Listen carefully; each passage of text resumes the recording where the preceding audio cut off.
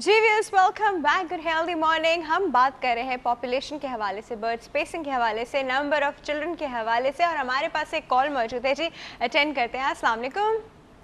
वालेकुम सलाम। मुरसलीन साहब, good healthy morning. Good healthy morning doctor Rafe. कैसे हैं आप?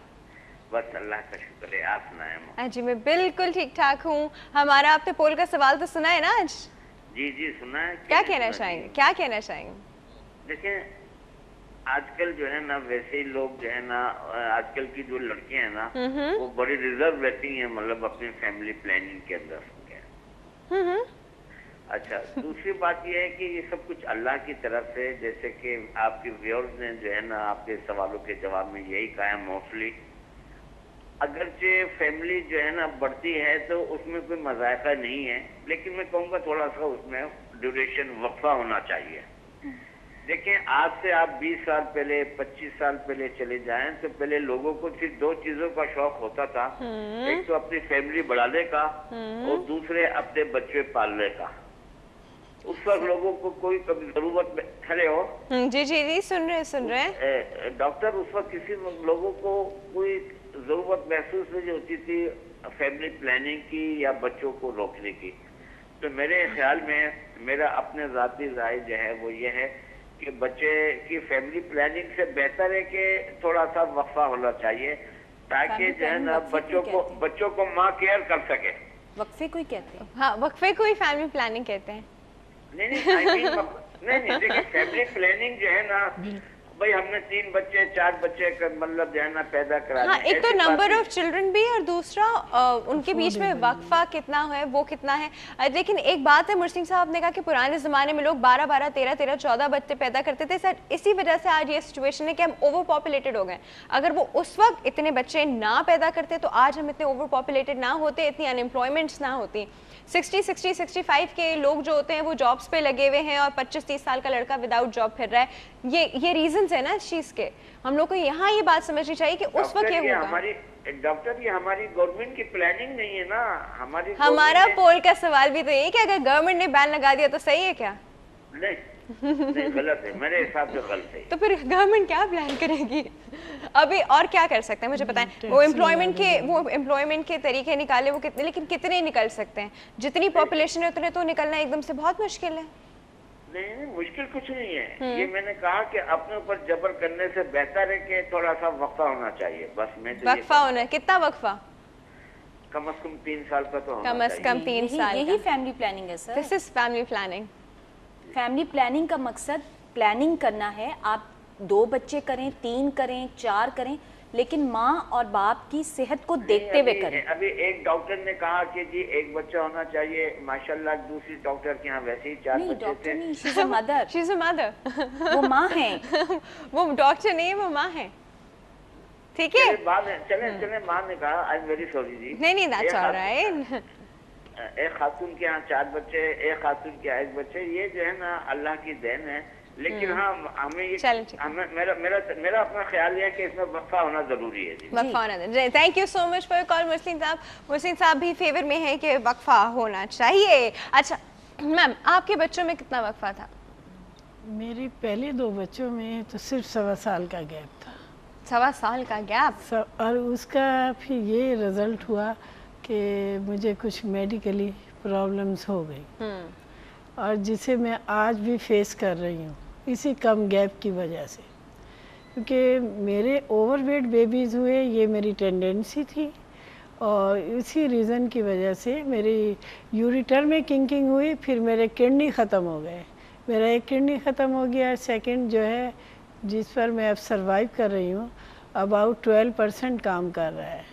और ये सिर्फ मैं बच्चों ही की वजह से इस मुश्किल में पड़ी हूँ। उसके बाद जब तीसरा बेबी हुआ तो वो 3.5 साल के गैप से, लेकिन वो भी ओवरवेट। और ओवरवेट डॉक्टर्स का कहना था कि आपकी टेंडेंसी है, आप खाएं या ना खाएं, बच्चा आपके जिस्म से सब कुछ ले लेगा, क्योंकि ये आपकी टेंडेंसी है। तो मेरा वो बच्चा 12.5 पाउंड का हुआ, और उससे ये हुआ कि मुझे हर्निया की प्रॉब्लम हो गई। मैंने फिर अपनी नाप भी गंवा दी उस बच्चे के लिए। और फिर یہ کہ اس کے بعد میرا چوتھا بیبی ہوا, وہ بھی 3.5 یا 4.25 سال کے گیپ سے, وہ ہم نے پلاننگ کی تھی. یہ 2 بچے پلاننگ سے ہوئے, لیکن پھر میں بہت سیریس ہو گئی تھی. کریٹیکل کنڈیشن میں میرا بچنا مشکل ہو گیا تھا اس ڈیلیوری میں. تو ڈاکٹرز وغیرہ نے ریکویسٹ کی کہ یہ ختم ہو جائیں گی, ان کے ہاں اولاد نہیں ہونی چاہیے, تب یہ سلسلہ اسٹاپ کیا گیا. اس سچویشن میں آنے سے پہلے ہمیں سوچنا ہے نا کہ ہمیں کیا کرنا ہے. دیکھیں جب ایک بچہ پیٹ میں ہوتا ہے, 9 مہینے پیٹ میں رہتا ہے, اس کے بعد جب وہ دنیا میں آتا ہے تو 2 سال اس بچے کا رائٹ ہے کہ آپ اس بچے کو ماں دودھ پلائے. تو اگر اس ان بٹوین میں ہی ماں پریگننٹ ہو جائے گی تو کیا ہوگا کہ جو بچہ دنیا میں آ چکا ہے اب وہ اس کو دودھ نہیں پلائے گی, کیونکہ اب جو بچہ پیٹ میں آیا اس کو نیوٹریشن چاہیے. تو ماں کے اندر سے ایک طرح سے آپ دیکھیں نا کہ ماں تو بالکل کھوکھلی ہو جاتی ہے. ہمارا پوائنٹ یہ ہے کہ جب ایک پیٹ میں بچہ ہوتا ہے اس سے بھی 2-3 مہینے پہلے ماں اپنے نیوٹریشن ویلیو کمپلیٹ کرے, اپنا فولک ایسڈ لینا شروع کرے تاکہ بچے میں نیورل ٹیوب ڈیفیکٹ یا ابارشنز نہ آئیں. جب بچہ پیٹ میں ہو تو ماں جو ہے, کیونکہ پریگننسی کو بھی ہم نے 3 پارٹس میں ڈیوائڈ کیا ہے نا, فرسٹ ٹرائمسٹر, سیکنڈ, تھرڈ. جو آپ کا سیکنڈ ٹرائمسٹر ہوتا ہے, چوتھا مہینہ, 5واں مہینہ, 6واں مہینہ, اس میں بچے نے اپنا میکسیمم ویٹ اٹھانا ہوتا ہے. تو ماں کو اس میں کیلشیم بھی چاہیے, آئرن بھی چاہیے تاکہ ماں کی صحت صحیح رہے, پوری وہ پریگننسی کو کنٹینیو کرا لے. اس کے بعد 2 سال تک جب وہ دودھ پلا رہی ہے اپنے بچے کو, اس کو تب بھی آئرن لینا ہے, تب بھی کیلشیم لینا ہے. کیوں؟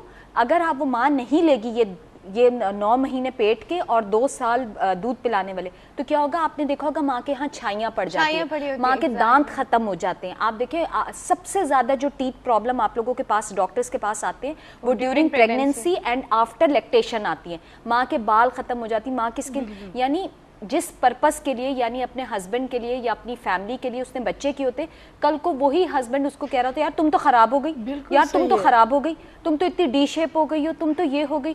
جب آپ اس کو ٹائم ہی نہیں دیں گے کہ وہ اپنی لک آفٹر کر سکے, وہ اپنے سپلیمنٹس پورے کر سکے, تو وہ بیچاری تو ایک چیز میں لگی ہوئی ہے. اس کو کوئی یہ بتانے والا ہی نہیں ہے کہ بیٹا تم کو 3 سال چاہیے ہیں, 3 سال کے بعد تمہاری باڈی اس قابل ہوگی کہ اگر اب تمہیں دوسرا بچہ کرنا ہے تو آپ دوسرا بچہ کر لیجئے. ہم فیملی پلاننگ کا مقصد ہرگز یہ نہیں ہے. دیکھیں ایک ہارٹ پیشنٹ ہے, ایک آپ کے پاس آتی ہے جس کو ڈاکٹرز گائنکالوجسٹ منع کرے کہ بیٹا تم بچہ نہیں کرو. وہ دونوں میاں بیوی ضد میں بچے کیے جا رہے ہیں کہ بچے کا خرچہ ماں اٹھاتی ہے, لڑکی کی ماں اٹھاتی ہے. ہسبینڈ اس لیے کیا جا رہا ہے کہ تمہاری ماں تو چاہتی نہیں کہ میرے بچے ہو. 4 سیزر ہو گئے, ہارٹ پیشنٹ مدر کے 4 سیزیرین ہو گئے. ڈاکٹر اینڈ میں کہہ رہے کہ اگر اب تم کنسیو کری تو ہمارے پاس مت, اس لیے کہ اگر تمہیں اللہ نہ کرے تمہیں کچھ ہو گیا تو تمہارے گھر میں 1 سال کے ڈفرنس سے 3 بچے ہیں. آپ یہ دیکھیں نا کہ دیکھیں ہم جب بھی ایسی سچویشن آتی ہے ہم ماں کو بچاتے ہیں. ماں کو اس لیے بچایا جاتا ہے کہ جو بچہ ابھی دنیا میں آیا ہی نہیں ہم اس کے لیے بھی کوشش پوری کرتے ہیں, لیکن جو بچے دنیا میں آ چکے, دیکھیں ایک سوتیلی ماں کبھی بھی آپ کو وہ پیار نہیں دے سکتی جو آپ کی پیٹ سے بچہ آتا ہے. ٹھیک ہے دنیا میں بہت ساری مثالیں ایسی ہیں, سب کچھ ہے, لیکن تھوڑا سا لوگ ابھی ہم فیملی پلاننگ بولتے ہیں, لوگ اس کو کہ ایک نیگیٹو ٹیبو میں لے جاتے. ڈاکٹر رافیہ آپ کو یقین نہیں آئے گا, لڑکے لڑکیاں ہسبینڈ وائف ابارشنز کروا لیتے ہیں, 8 ابارشنز. آپ ہسٹری دیکھو نا, ایک عورت آئی میرے پاس, young school teacher, very young, she said میرے 8 ابارشنز ہوئے. میں نے کہا جی excuse me why don't you do family planning? نہیں میری باڈی خراب ہو جائے گی. ایک پڑھی لکھی ایم اے پاس لڑکی اگر یہ میری باڈی خراب ہو جائے گی, میرے ہسبینڈ کو پسند نہیں ہے.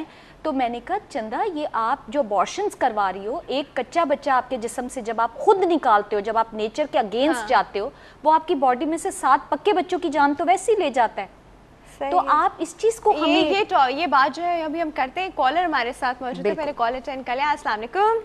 وعلیکم السلام, کیا حال ہے؟ بالکل ٹھیک ٹھاک, ویری ہیلدی مارننگ. کون بات کر رہے ہیں؟ میں مسز امین فرام کراچی. جی مسز امین کیسی ہیں آپ؟ جی بالکل میں خیریت سے ہوں.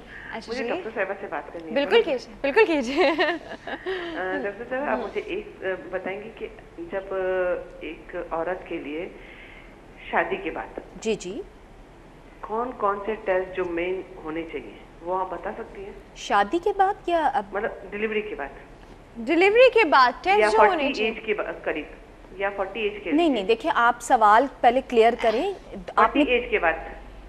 40 کے بعد؟ ہاں देखिए 40 ये प्री मेनोपॉजल एज हाँ, है। देखिए 40 की जो एज होती है ना वो मीनोपॉज के पास की एज होती है, यानी कि आपको या तो हो गया है या होने वाला है या उसके सिम्टम्स आ रहे होते हैं। उस जमाने में चंद जरूरी टेस्ट होते हैं, जैसे आपको ये हम आपको ऑनर आंसर कर दें? जी बिल्कुल, क्योंकि थैंक यू मेरे मिस पास आवाज नहीं आ रहा है। थैंक यू सो ठीक मच है। For your call, thank you. देखिए उस ज़माने में आप बहुत ज़्यादा चीज़ों में रिस्क हो रहा होता है। अब हमारे पास 40 की एज ऐसी होती है जिसमें हमें शुगर भी हो सकती है, हमें ब्लड प्रेशर भी हो सकते हैं, कोलेस्ट्रॉल भी हो सकता है, ख़वातीन में थायराइड का प्रॉब्लम बहुत ज़्यादा हो रहा होता है।